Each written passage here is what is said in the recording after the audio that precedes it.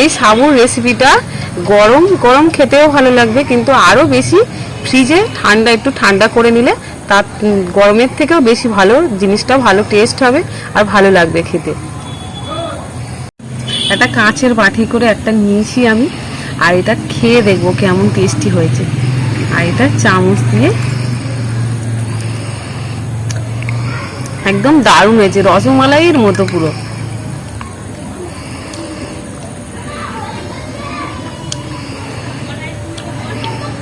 সাবুর এত সুন্দর একটা রেসিপি হয়, না খেলে বুঝতে পারবে না, দারুণ। হ্যালো বন্ধুরা, সবাইকে নমস্কার। সুনন্দা ভিলেজ স্টোরি সবাইকে স্বাগত জানাই। আজকে নতুন একটা রেসিপি আপনাদের কাছে শেয়ার করবো, সেটা হচ্ছে সাবু। অনেকে খেতে পছন্দ করে না সাবু, সেটা দিয়ে একদম নতুন একটা রেসিপি বানাবো। সেটা প্রথম থেকে শেষ পর্যন্ত ভিডিওটা দেখবো। 100 গ্রাম আমি সাবুর দানা নিয়েছি, ছোট দানা। সেগুলো আমি ভেজে রেখেছিলাম 15 মিনিট মতো। আর ভিজে সব হয়ে গেছে, ঠিক ভিজে ডুবে গেছে সব সাবুগুলো। আর এই হেঁটে সেখানে আমি একটু জলটা সরিয়ে নেবো, জলটা ঝরিয়ে নেবো, সরিয়ে না একটু ঝরিয়ে নেবো। আর আগে থেকে আমি ভালো করে ধুয়ে রেখেছিলাম সাবুটা, আর ধোয়ার দরকার নেই সাবুটা।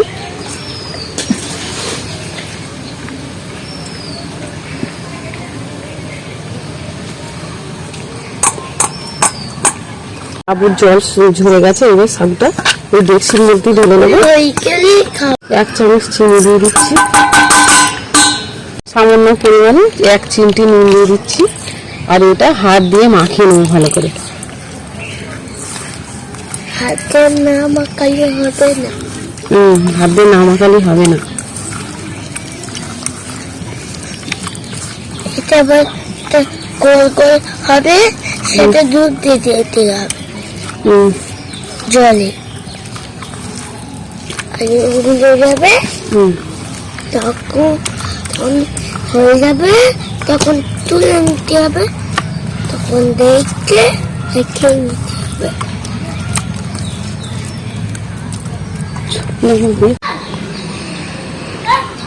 উনুনটা আমি জ্বালে নিয়েছি, এবার কড়াইটায় বসে দিচ্ছি। জলটা একটু ফুটিয়ে দিচ্ছি। আর এই আমার কাছে গুঁড়ো দুধের প্যাকেট আছে, এই দুধগুলো একটু গুলে নেবো। আর যদি ঠান্ডা জলে গুলি তখন এই দুধের গুঁড়োগুলো দলা দলা পাকিয়ে যাবে, তার জন্য গরম জল আমি গুলে নেবো ভালোভাবে। দুধগুলো ফেলে নিচ্ছি, গরম জলগুলো দুধগুলো এর মধ্যে দিয়ে দেবো।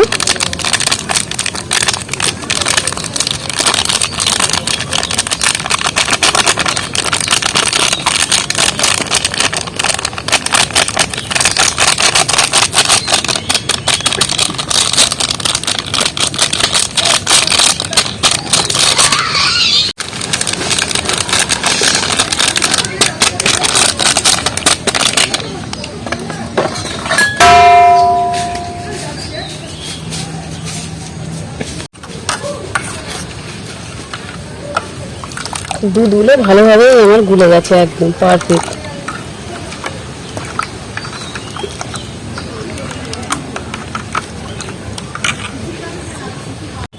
সাবুর দানাটা আমি ভিজে রাখা ছিল, সেটা আমি জল ঝরিয়ে নিয়েছি।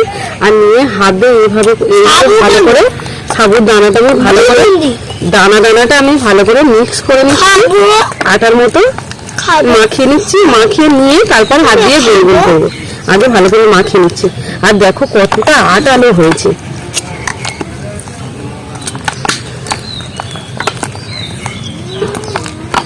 হাতে সাবুর দানাটা আর মাখাচ্ছি না, একটু মাখালে ভালো হয়। আর একটু মাখিয়ে নিচ্ছি। সাবুর দানাটা মাখানো হয়ে গেছে। এইবারে আমি হাত থেকে সব সাবুর দানা মাখানো এটা রেখে দেবো। হাতটা পরিষ্কার করে নেবো। হাতে আমি তেল লাগিয়ে নিচ্ছি, একটু আঠালো ভাব আছে, হাতে জড়িয়ে যাবে, তার জন্য আমি তেল লাগিয়ে নিচ্ছি হাত দুটো ভালো করে। এইবারে এগুলো নিয়ে আমি গোল গোল করে নেবো। আর যদি এই সাবুর বলটা যদি না হয়, জল জল থাকে, তবে একটু কড়াইতে গরম করে নিলে ঠিক হয়ে যাবে, ভয়ের কোনো কারণ নেই। এইভাবে গোল করে নিচ্ছি, মতো গোল করে নিচ্ছি। আমি সব এই প্লেটের মধ্যে রাখবো।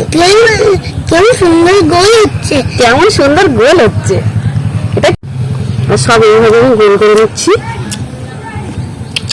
গোল গোল আমরা,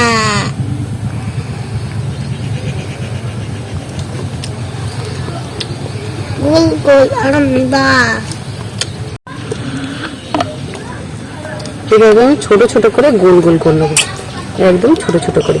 আর এই ভিতরে যে সাবুর দানা দানা আছে না, ওগুলো যখন দুধের সাথে দিয়ে দেবো সেই করতে, তখন ঠিক গলে যাবে।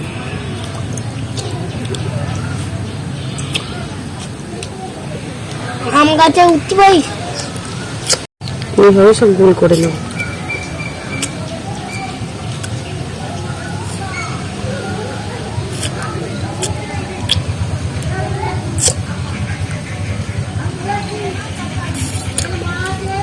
দুধ খাই। গোলগুলো এত সুন্দর লাগছে, পুরো সাদা ধবধবে আর পুরো মিষ্টির মতো দেখাচ্ছে। আর একটু দু হাত দিয়ে না যদি গোল হয়, গোল করা যায় না দু হাত দিয়ে নাই করলে।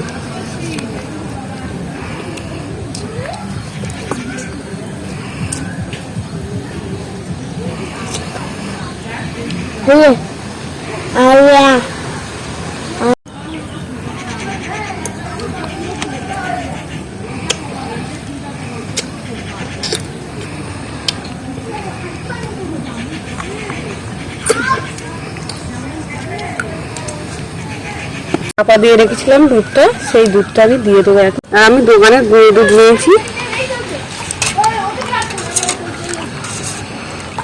এটা দিয়ে দেবো কড়াতে।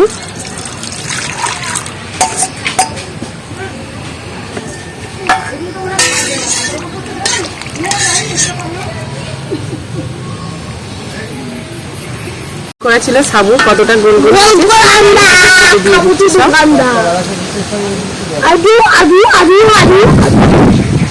লাডু খাবো, লাডু খাবো, আমি লাডু, আমি লাডু। ওর কাছে আম হচ্ছে। সাবুর এগুলো পারফেক্ট ভাবে হয়ে গেছে বলে আমার সাবুর এই গোল গোল গুলো ভেসে উঠেছে, সাবুর মিষ্টি গুলো। আর এরকম 10-15 মিনিট আমি এই দুধ দিয়ে সাবুটা ফুটিয়ে নেব। আর মাঝে মাঝে হাত দিয়ে এইভাবে চামচটা আমি এগুলো ঘুরিয়ে নেব, আর আস্তে আস্তে জাল দেব। এইভাবে চামচ দিয়ে মাঝে মাঝে আমি ঘেটে নিচ্ছি। আর একটু দুধটা আর একটু কম করে নেব। আর গুঁড়ো দুধের বলে কোনো কথা নেই, দেখো তার দিক দিয়ে ফল পড়ে যাচ্ছে।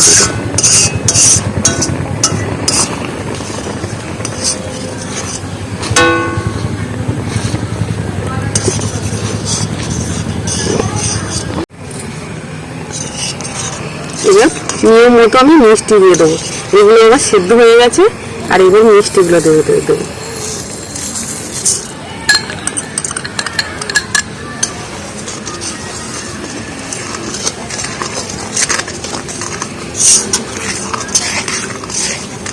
মিষ্টিগুলো গলে গেলে আমি নামিয়ে নেব। আর এই দুধটা কতটা গাঢ় হয়েছে, বেশি ফোটালে আবার বসে যাবে।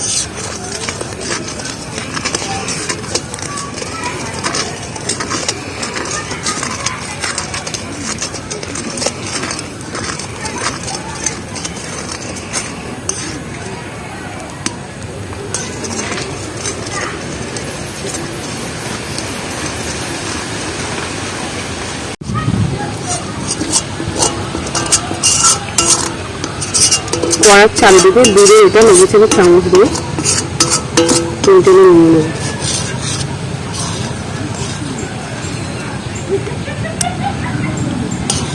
একদম হালকা আঁচে আমি জাল দিয়ে দিয়েছি, আর আমার এই চিনিগুলো সব গলে গেছে। এবার আমি নামিয়ে নেব। হয়ে গেছে। আর কতটা সুন্দর দেখতে হয়েছে, দারুণ দেখতে হয়েছে।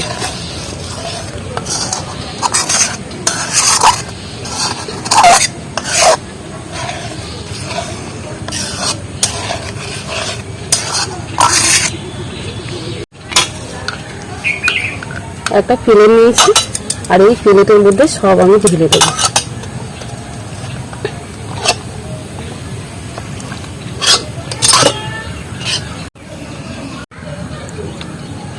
এর উপরে আমি একটু কাজু কিশমিশ ছড়িয়ে দিচ্ছি। আর সেগুলো আমি কুচি কুচি করে নিচ্ছি আগে থেকে।